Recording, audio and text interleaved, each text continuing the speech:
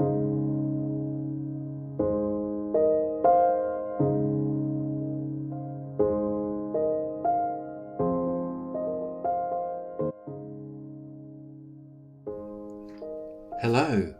today my panorama that I want to build for you in Photoshop is from the midwinter of Iceland. It's a beautiful panorama of Gullfoss waterfall, which means literally from the Icelandic language the Golden Falls, and the images are shot after winter snowfall as the morning sunlight is trying its hardest to shine through. I've recently been looking through many of my files and discovering images that I have not worked on before. Having the time this year, particularly to do that, I have selected this particular image set as it's first of all backlit, my absolute favourite light of course, and in the set of images there are a couple of items that I have not discussed on this forum before. It's a magnificent scene and quite vast in its scope. Midwinter in Iceland is quite awesome. There are storms and incredible dramatic skies, and these occur almost daily. I have visited this magnificent country on a couple of occasions, co-hosting photographic workshops, and it's really hard to pick a favourite spot. However, Gullfoss is hard to beat. It's one of Iceland's most beloved and iconic waterfalls, an awesome natural wonder. And this waterfall plunges into a canyon of the Hvita river. Then it turns a sharp right and seems to disappear altogether. Approaching the falls in winter can, however, be hazardous because of heavy snowfall at times and very icy conditions. It has numerous vantage points, and some will be closed to the public if that's unsafe. My favourite view is from the cliffs above the waterfall, and it is a spectacle to behold. Taking our 7 images now straight into the raw converter in Photoshop, we see that they appear along the bottom, which is a process I like to have along the bottom there in the raw converter. I select all and then I merge to Panorama. This will build fairly quickly in the new and improved Panorama section of the raw converter. You can see how quickly this builds. There we have it. Now first of all I'm going to take the boundary warp to 100%. I know that's going to work because I want that little bit of foreground there. I check on cylindrical to see if that works, and it doesn't. It's no good. So back to spherical.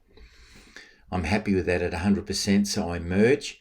I do save this file as always, and I've discussed that before, in the folder where I have the raw images, and it's built already. So as it's finalizing, we can then work on some of our sliders. I can see that it's level across the top, so I don't need to change my level. I'm very happy with the way that worked when I was shooting the actual images.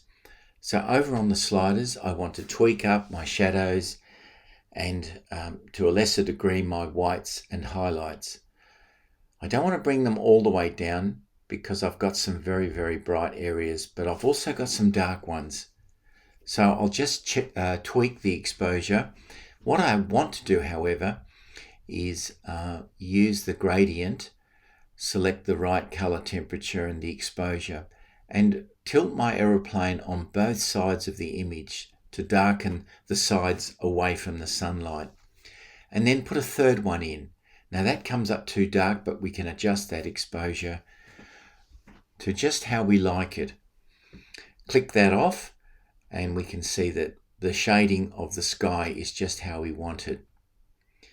So a little bit more vibrance, be careful of our temperature, tiny bit of tint towards the warmth. And you can see here, I want to actually highlight the water, probably more than I need to, but we can fix that later when we can take it back into Photoshop.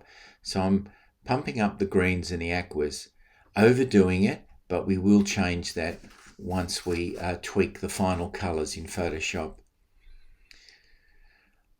You can see how strong it is there, but we will fix that in a few moments. I also want to bring up in the saturation some of my oranges because the sunlight was very warm when I shot this photograph, and it's not coming through in the photograph at the moment. And then going to hue, I just want to tint that a little bit stronger towards the orange colouring. Okay, so that looks good. We click on open. Now you'll see, interestingly, as we open this image, that I was working between two of my participants in the workshop. There was a tripod on my right, and you can see the hint of a tripod over there on my left. They're the first things I want to get rid of. I was working very, very tightly, and only a couple of people had come up with me right to the edge because it was quite precarious.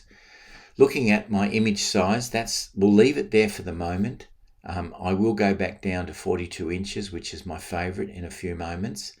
However, this is a good size file to work on because we've got a little bit of cloning to do, and we're going to work the content aware brush, and we're also going to work the clone tool to get rid of these figures that are standing around taking photographs. They look a little bit like ants.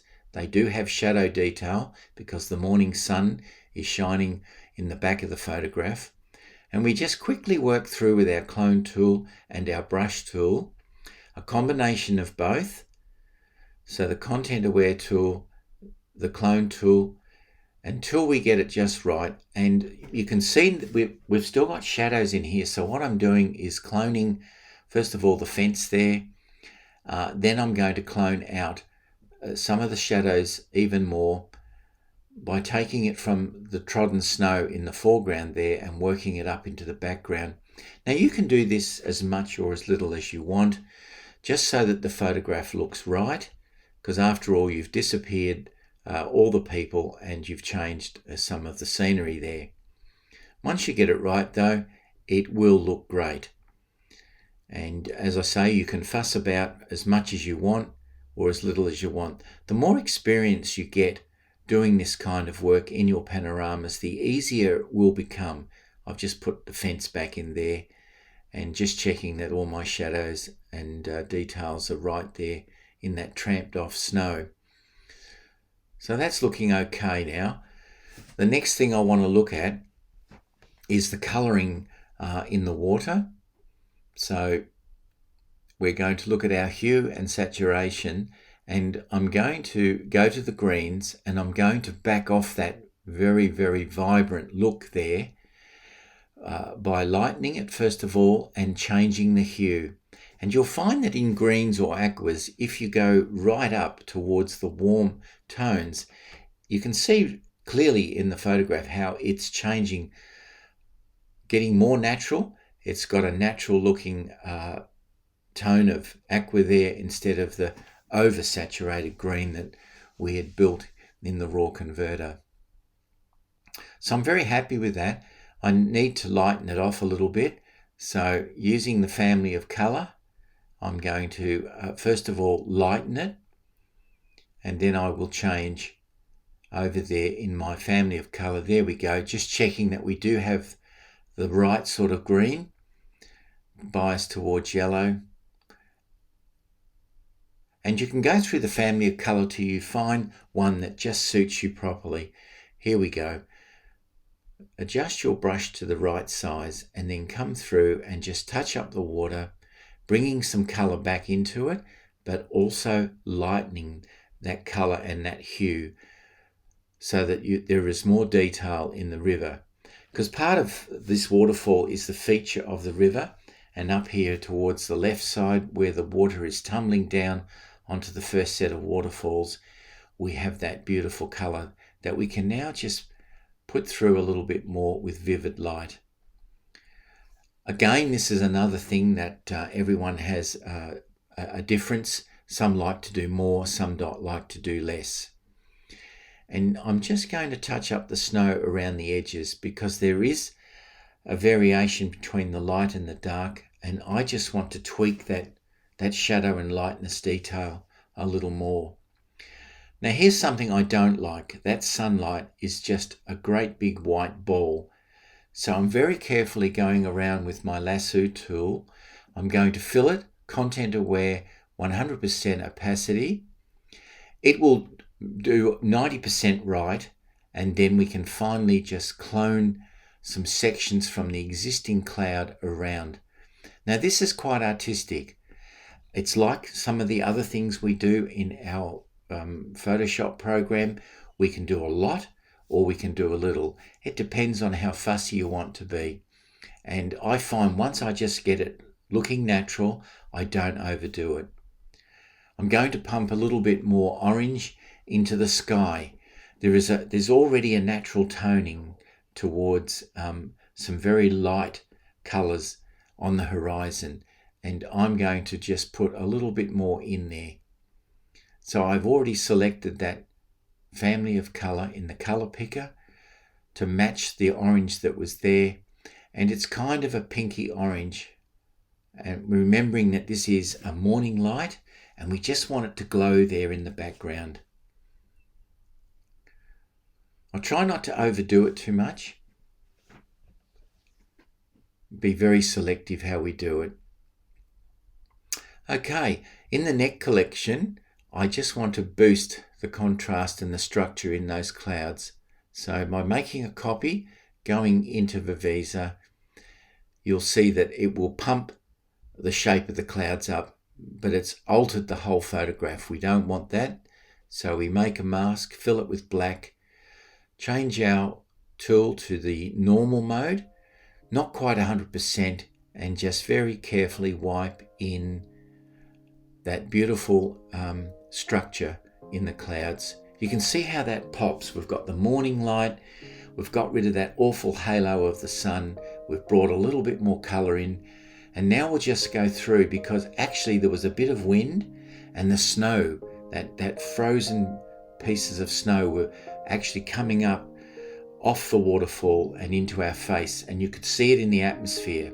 So what I'll do now is just go through and carefully clone out or just feather out some of those particularly bad pieces that are in the photograph. Just a little bit vibrance now. Flatten it, go up into the image size, take it to my 42, and you'll find it'll be my favourite setting. Yes, take off the constraints and make it 18. 42 by 18 is my absolute size. Here we go, click OK. And finally, we just put a stroke around it with a natural white, 2 pixels on the inside. That's looking pretty good, and I just take it to the black screen now, enlarge it a little bit, and then you can see how lovely this photograph works. Iceland is a country of unforgettable landscapes.